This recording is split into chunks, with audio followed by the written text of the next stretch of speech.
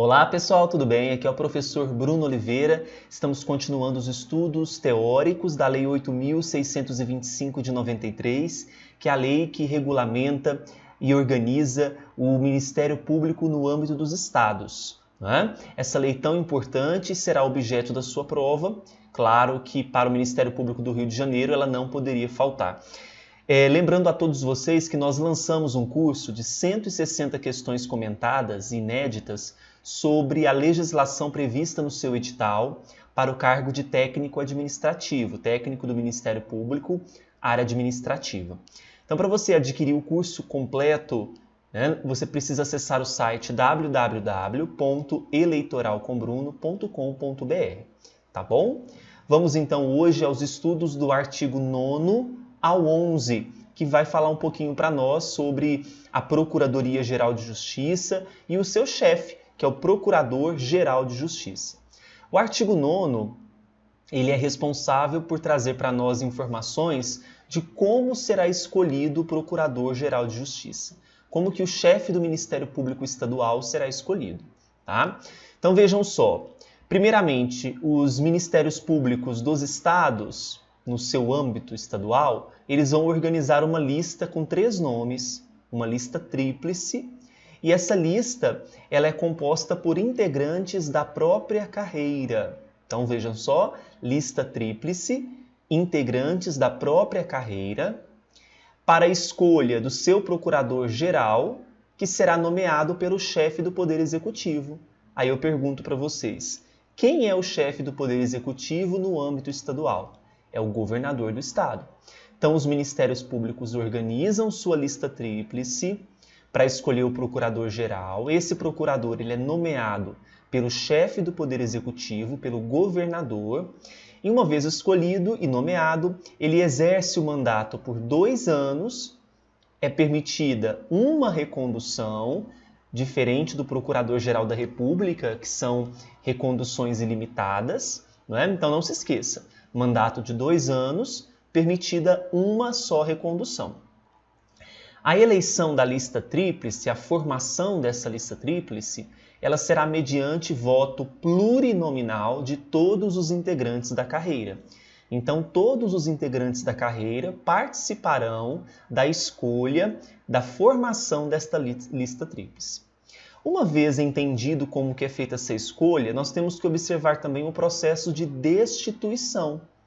Então, a destituição do Procurador-Geral de Justiça é possível, mas depende de iniciativa do Colégio de Procuradores. Nós vamos estudar o que vem a ser o Colégio de Procuradores. Para que haja destituição, tem que ser precedida de uma autorização de 1/3 dos membros da Assembleia Legislativa. Então não se esqueça disso. Para destituir o Procurador-Geral de Justiça, depende de iniciativa do Colégio de Procuradores e autorização por 1/3 dos membros da Assembleia Legislativa, que estão lá os deputados estaduais, tá bom? Nos afastamentos e nos impedimentos, o Procurador-Geral de Justiça será substituído na forma da lei orgânica. Caso o chefe do Poder Executivo não efetive a nomeação, então caso o governador, na sua responsabilidade, não efetive a nomeação, nos 15 dias que se seguirem do recebimento da lista tríplice, será investido automaticamente no cargo o membro do Ministério Público mais votado. Então, uma vez recebida a lista tríplice, o governador ele tem um prazo para poder fazer a escolha, a nomeação do procurador-geral. Se ele não faz, como que isso é resolvido?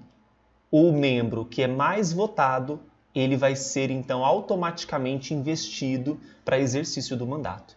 Então, muita atenção com esse parágrafo 4º, que dá uma questão muito bacana. No nosso curso de questões, a gente trabalha com esses peguinhas para que você não caia em nenhum na hora da prova. Visto, então, como é escolhido o procurador-geral, nós precisamos agora observar as competências. Aqui nós vamos fazer uma leitura e eu vou pedir para vocês assinalarem com marca-texto, a cor que vocês quiserem, aquelas competências que eu vejo mais relevantes. Pode ser assim? Então vamos lá. O que compete ao Procurador-Geral de Justiça? exercer a chefia do Ministério Público, representando judicial e extrajudicialmente. Claro, ele é o chefe do Ministério Público Estadual. Integrar como membro nato e presidir o Colégio de Procuradores e o Conselho Superior do Ministério Público. Façam um asterisco para mim aí, é importante essa competência. Submeter ao Colégio de Procuradores de Justiça as propostas de criação e extinção de cargos e serviços auxiliares e de orçamento anual, está na responsabilidade do Procurador-Geral. Encaminhar ao Poder Legislativo os projetos de lei de iniciativa do Ministério Público. Então perceba que todos aqueles projetos de lei que têm iniciativa do próprio Ministério Público são encaminhados ao Poder Legislativo para que possam deliberar acerca daquele assunto. Praticar atos e decidir questões relativas à administração geral e execução orçamentária do Ministério Público. Prover os cargos iniciais da carreira e dos serviços auxiliares, bem como nos casos de remoção, de promoção, de convocação e demais formas de provimento derivado. Editar atos de aposentadoria, exoneração e outros atos que importem em vacância de cargos de carreira ou dos serviços auxiliares e atos de disponibilidade de membros do Ministério Público e dos seus servidores.